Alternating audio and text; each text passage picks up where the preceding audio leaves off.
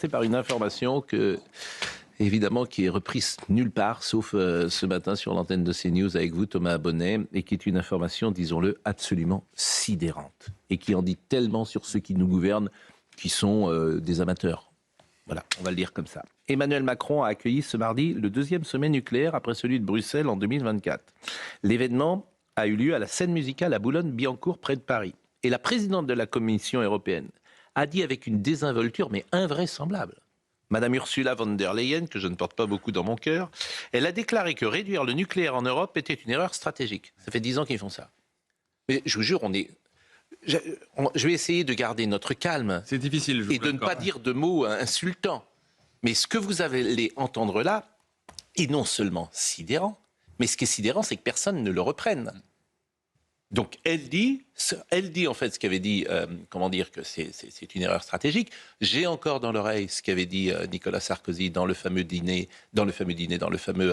échange qu'il avait eu avec François Hollande lors du 2e tour de l'élection présidentielle de 2012. Le débat. Le débat, ce qu'il avait dit sur le nucléaire. Toute la presse française, effectivement, sur le nucléaire. Un an après Fukushima, donc tout le monde était encore... Comme toujours, la presse française, le nucléaire, c'est pas un truc pour la presse française. Donc, en fait, on s'est trompé méthodiquement depuis 40 ans sur tout.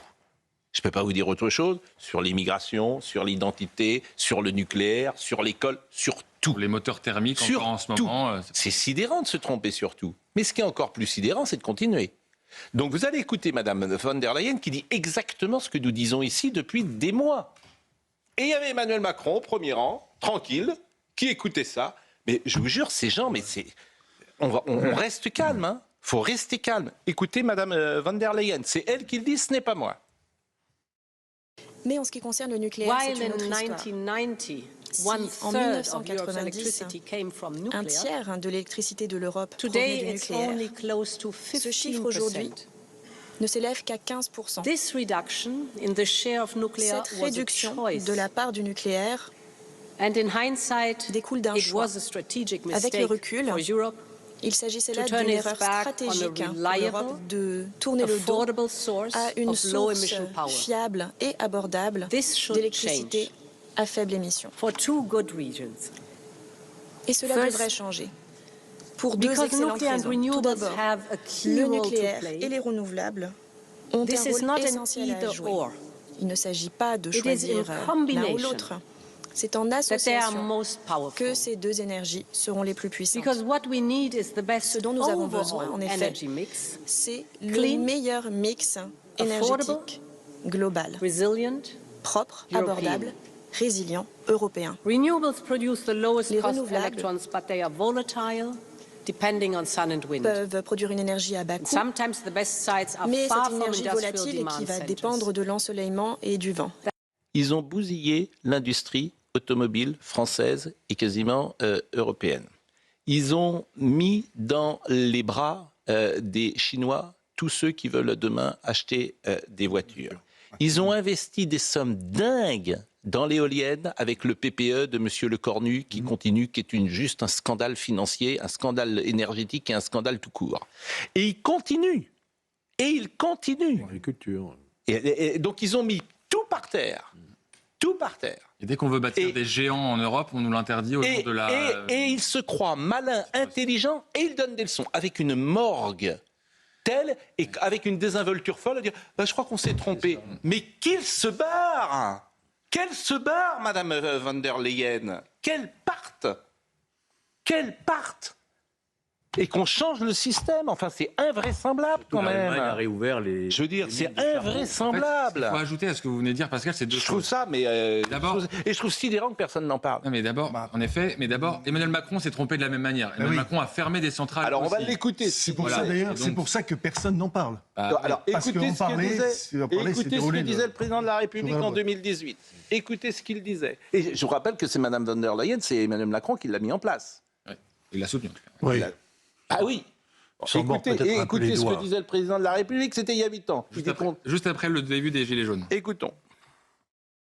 Je n'ai pas été élu pour ma part sur un programme de sortie du nucléaire, mais sur une réduction à 50% de la part du nucléaire dans notre mix électrique. Et je tiendrai cet engagement.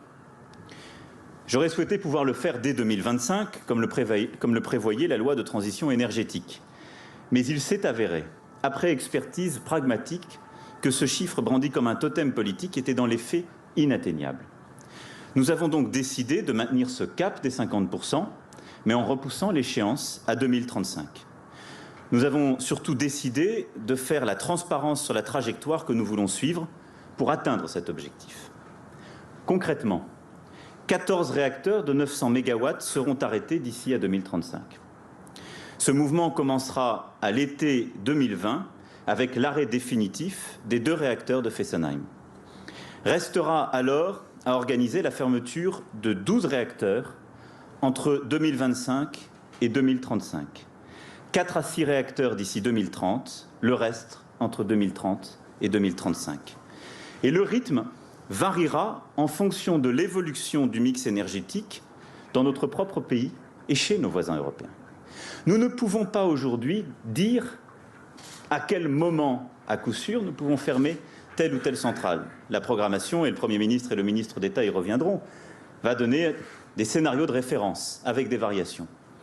Et d'autres gens disaient autre chose. C'est-à-dire qu'Henri Poroglio, en fait, tous les gens sérieux disaient autre chose. Pour des raisons purement idéologiques, politiques, on a fait n'importe quoi. Et on a handicapé, parce qu'évidemment, c'est des choix qu'on prend et qui handicapent la société française. Dans le privé, vous faites une erreur stratégique comme ça, évidemment, vous prenez la porte dans la minute, c'est évident. Donc là, il y a aussi une question de responsabilité. J'ajouterais simplement au débat qu'il y a aussi une question qui est de l'ordre de la trahison. Quand, en Allemagne, certains élus verts ont mis de côté certains rapports d'experts pour justement nuire à la filière nucléaire, on est dans un scandale XXL. Quand en France, Dominique Voynet, ministre de l'écologie sous Lionel Jospin, va à Bruxelles, mandaté par Lionel Jospin pour négocier ces questions-là, et qu'elle ment, elle déroge à ce qu'on lui a demandé de faire, elle est dans l'ordre de la trahison. Elle est aujourd'hui encore députée, Madame Voynet. Oui, mais quand Emmanuel Macron, en 2014, donne son feu vert pour la vente d'Alstom à General Electric, d'accord, où on se prive d'un certain nombre de choses, notamment des turbines nucléaires, qu'ensuite, après l'EDF, va être obligé, quelques années plus tard, de racheter à prix fort à General Electric.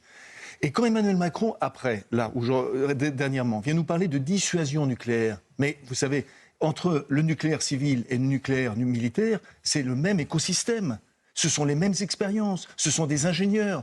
Donc tout ça, est vraiment, vous avez l'impression, si vous faites le déroulé depuis 2014, de n'importe quoi. Bon, il a fait quand même marche arrière, il est revenu sur sa décision. À quel prix ? Non mais pardon, Pascal Pro, à quel prix ? Au moins il est revenu. Quand EDF a dû racheter au prix fort, à quel prix ? Non, mais il y a une génération d'ingénieurs qui est... Parce qu'en fait, quand on est ingénieur aujourd'hui, Pascal, quand vous voyez que le nucléaire, on va réduire la nucléaire, vous n'allez pas dans cette filière-là. Voilà. Donc vous avez toute une génération là qui n'a pas, du coup, embrassé cette carrière dans le nucléaire, qui sont partis à l'étranger. La commission d'enquête sur le nucléaire était formidable à écouter tous les jours. Les hommes politiques en France, et notamment depuis 10 ans, ont été en dessous de tout dans leurs décisions. Voilà ce qu'on peut dire. Ils se sont trompés sur tout. Qu'est-ce que vous voulez ? On aimerait savoir sur quel sujet ils sont pas trompés. Ils se sont... Comment ? On aimerait savoir sur quel sujet ils ne se trompent pas, en fait. C'est ça la question. Ils se sont trompés sur tout. Madame van der Leyen... Si vous voulez, on n'y peut rien. Et c'est dommage pour nous, pour notre génération. Parce que Pierre Messmer s'était pas trompé, Charles de Gaulle s'était pas trompé, Valéry Giscard d'Estaing s'était moins trompé. Il y avait des gens qui ne se sont pas toujours... Raymond Barre s'était moins trompé. On n'a pas de chance. Qu'est-ce que vous voulez que je vous dise ? Mais on a peut-être aussi des hommes politiques qu'on mérite. Madame van der Leyen a fait son mea culpa publiquement. C'est sidérant. Mais elle devrait partir. Je suis d'accord avec vous, parce qu'on n'en tire pas les conséquences politiques en termes de responsabilité. Elle vient d'être reconduite. Elle n'aurait jamais dû être réélue après les élections européennes. C'était ça, en fait. Mais on attend que le président de la République fasse le même mea culpa, puisqu'il a été associé à cette politique. Et lui, il le fait, il l'a fait puisqu'il a changé de politique. C'est une manière... C'est une manière de... Non, mais il ne fera jamais de mea culpa. Le président de la République, ne rêvez pas. C'est juste. Ne rêvez pas. Je veux dire, il est plus intelligent que tout le monde.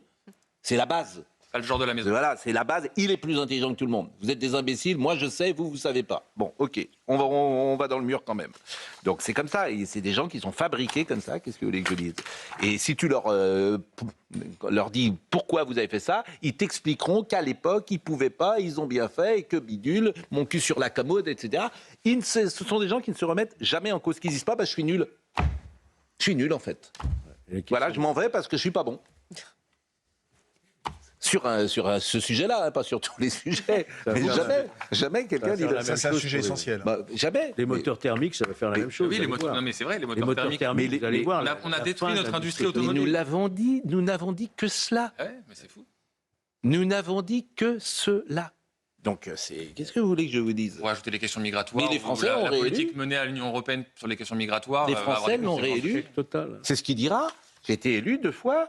C'est leur satisfaction. Il n'y a que ça qu'ils savent dire. J'ai été élu 2 fois comme François Mitterrand. C'est leur seul truc. Ils savent dire. Les résultats, on s'en fout. La France est par terre, on s'en fout. On a été élu. Bon, qu'est-ce que vous voulez que je dise? Quand tu es à ce niveau de... C'est dommage d'ailleurs, c'est triste, je trouve. Moi, je trouve que c'est triste. En tout cas, s'il faut remplacer Ursula von der Leyen bientôt, on a peut-être déjà un candidat. Ah. Qui ça? Je sais pas, il y a un président de la République qui finit son mandat l'année prochaine. Ah oui. Alors là, c'est peut-être pour ça qu'il ne se vous appelez à son départ. Que dites-vous, Vincent Herouette? C'est peut-être pour ça que hier, vous vous étonniez qu'il n'ait pas réagi. Bon, d'abord, il a assuré le gîte et le couvert, il était la puissance invitante, il n'allait pas fesser Mme von der Leyen devant tout le monde alors qu'il l'avait invitée. Ça, c'est la première chose. Mais la deuxième, surtout, c'est que c'est très agaçant pour les chefs d'État et de gouvernement de voir Mme von der Leyen s'arroger des prérogatives qu'elle n'a pas, jouer les chefs d'État, alors qu'elle n'est qu'une fonctionnaire, en quelque sorte, désignée. Elle est le grand chambellan du Conseil des chefs d'État et de gouvernement. Et elle parle comme un chef d'État avec une autorité que rien n'entame jamais. Elle est... sa voix calme, elle ne fait pas de culpa, elle ne fait pas de vagues, elle parle d'évidence. Et elle dit des énormités, par exemple, à la conférence des ambassadeurs de l'Union européenne qui s'est réunie hier, avant-hier, elle a expliqué que l'Europe ne pouvait pas être la gardienne de l'ordre ancien et donc des traités internationaux, etc. Et donc, il fallait bien qu'elle ne redeviendrait pas. Mais ça, désolé, cette espèce de vision géopolitique de Mme von der Leyen, elle n'a pas à en parler, c'est pas son boulot. Elle n'est pas là, elle n'est pas chef d'État. Et en plus, c'est totalement contraire à ce que pense un certain nombre de capitales européennes, qui estiment que quand on dialogue avec les Africains, avec les Asiatiques et avec d'autres pays, on incarne des valeurs, nous Européens, on incarne des valeurs et le respect du droit international. Et donc, on ne peut pas dire, tout ça c'est fini, il faut le jeter à une camelote qui est dépassée. Et moi, président de la Commission, je tiens à vous faire savoir quelle est ma vision géopolitique. Bon. C'est absurde. On va reprendre. Je voulais vraiment qu'on commence cette émission avec ça, parce que c'est vrai que souvent, personne n'en parle. C'est toujours pareil. Personne n'en parle. C'est énorme. Oui, je trouve que c'est énorme, en fait. C'est vraiment énorme. C'est vraiment énorme.